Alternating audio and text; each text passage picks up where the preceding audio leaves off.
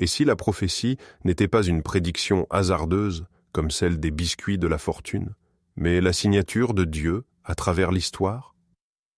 L'Écriture ne se contente pas de prédire. Elle engage sa crédibilité sur des événements qui peuvent être pesés et vérifiés. D'un dirigeant nommé bien avant sa naissance à une ville qui faisait confiance à ses murs et qui est pourtant tombée, d'un roi souffrant rejeté, puis justifié à un temple jadis considéré comme inébranlable puis réduit en ruine, la parole du Seigneur demeure éternellement. Nous entendons le défi. Si un seul fil de cette tapisserie est faux, pourquoi faire confiance au reste? Mais si les fils tiennent, alors l'histoire n'est pas aléatoire. Elle est dirigée. Ce soir, nous posons une question difficile avec une humble attitude. Quelle prophétie la Bible présente-t-elle comme accomplie? Que s'est-il réellement passé? Et comment devons-nous comprendre l'accomplissement lorsque les spécialistes débattent des dates, des genres et des méthodes? Nous passerons du Messie aux nations et aux villes, de l'exil et du retour d'Israël à l'Évangile atteignant les nations, et nous terminerons en nous demandant ce qu'un passé vérifié signifie pour un présent effrayant. À la fin, vous n'aurez pas seulement une liste, vous aurez un moyen de vérifier les affirmations et une raison d'espérer. La Bible est remplie de prophéties, mais celles qui ressortent le plus sont celles que l'histoire elle-même confirme. Premièrement, les prophéties du Messie. Ésaïe parle d'un serviteur souffrant, transpercé pour nos transgressions. Ésaïe 53. Michée nomme Bethléem comme lieu de naissance du dirigeant. Michée 5.2. Zacharie imagine un roi montant un âne. Zacharie 9.9. Le Nouveau Testament insiste sur le fait que ces détails convergent vers Jésus de Nazareth. Deuxièmement, la chute des villes et des empires. Ésaïe appelle Cyrus, par son nom, 150 ans avant sa naissance, comme celui qui laissera les exilés revenir. Ésaïe 44-45. Nahum décrit la chute de Ninive, et l'histoire rapporte la destruction de la capitale assyrienne en 612 à Avelet-Avjishé. Ézéchiel parle des ruines de Tyr raclées comme de la roche nue, Ézéchiel 26. Et bien que le débat persiste, des parties de la prophétie reflètent ce qu'Alexandre le Grand a accompli. Troisièmement, l'exil et le retour d'Israël. Deutéronome avertit de la dispersion si Israël abandonne Dieu, Deutéronome 28. Les prophètes le répètent, et Babylone les emmène en captivité. Pourtant, Jérémie prédit 70 ans de captivité, Jérémie 25, 11, 12. Et après que la Perse ait conquis Babylone, Cyrus publie le décret pour reconstruire le temple, Esdras 1. Quatrièmement, la destruction du temple. Jésus lui-même a prédit « Il ne restera pas ici pierre sur pierre ». Matthieu 24, 2. En 70 après JC, Rome a écrasé Jérusalem et a rasé le temple. Aucun sacrifice n'y a été offert depuis. Cinquièmement, la propagation de l'Évangile. Ésaïe imagine une lumière pour les nations, Ésaïe 49, 6. Habacuc dit que la terre sera remplie de la connaissance du Seigneur, Habacuc 2, 14. Jésus commande que l'Évangile soit porté à toutes les nations, Matthieu 28, 19. Aujourd'hui, la Bible a été traduite en des milliers de langues, accomplissant une prophétie de portée mondiale. La prophétie n'est pas une poésie vague. Elle s'ancre dans des noms, des dates et des nations. Certains accomplissements sont dramatiques et clairs, d'autres débattus et partiels. Mais ensemble, ils forment une carte montrant l'histoire se pliant aux promesses de Dieu. Les chrétiens, à travers l'histoire, n'ont pas toujours été d'accord sur la manière de lire les prophéties accomplies. Une approche est littérale historique.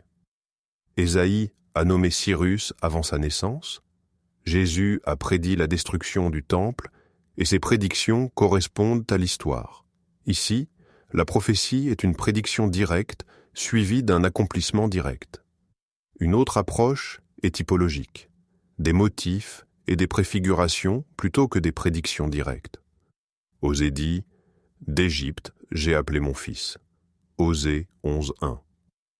Dans son contexte, Cela faisait référence à l'exode d'Israël, mais Matthieu l'applique à Jésus.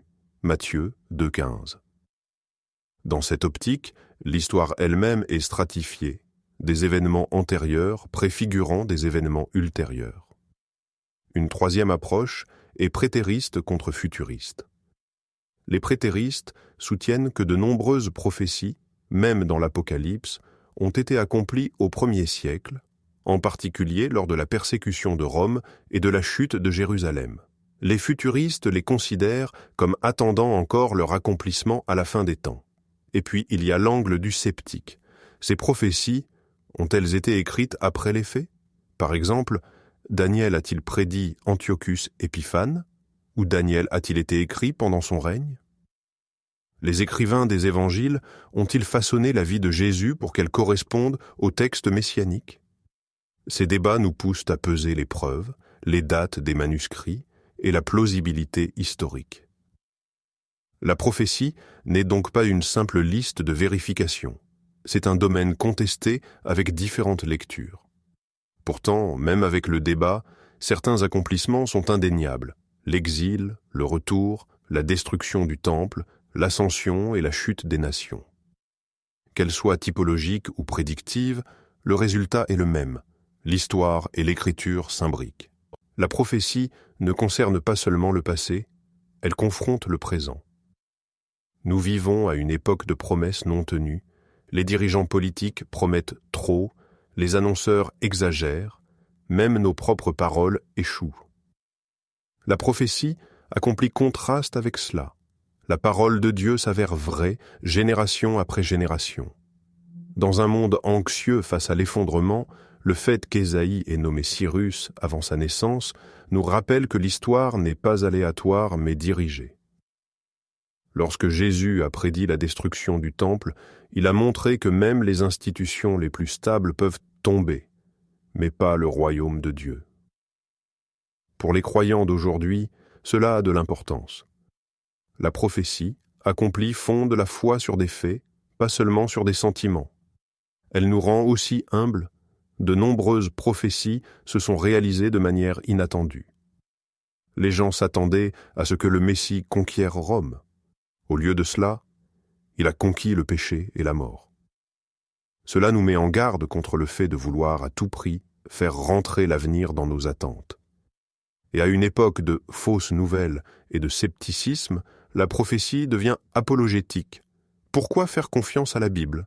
Parce que maintes et maintes fois, ce qu'elle a dit qu'il arriverait est arrivé. La prophétie n'est pas seulement une prédiction, c'est une preuve. Premièrement, la prophétie accomplie nous enseigne à faire confiance à la parole de Dieu. Si ces promesses concernant les nations et les rois se sont réalisées, alors ces promesses concernant le pardon et la vie éternelle ne sont pas moins certaines. Deuxièmement, elle nous appelle à l'humilité. Beaucoup en Israël ont mal interprété la mission du Messie parce qu'ils ne voyaient que ce qu'ils voulaient. Nous devons nous garder de forcer la prophétie à s'adapter à nos propres calendriers ou programmes. Troisièmement, elle nous donne de l'espoir dans l'incertitude. Si Dieu a dirigé des empires, des exils et même la croix vers son plan, il n'est pas absent de nos luttes aujourd'hui. Quatrièmement, elle nous rappelle de témoigner avec confiance. La prophétie accomplie est l'une des raisons les plus fortes de partager l'Évangile. Nous ne demandons pas aux gens de croire à une foi aveugle, mais à une parole éprouvée. Enfin, elle nous incite à la vigilance. De nombreuses prophéties restent en tension, partiellement accomplies, partiellement en attente d'achèvement. Nous vivons dans cet espace, faisant confiance au passé de Dieu tout en aspirant à ses promesses finales.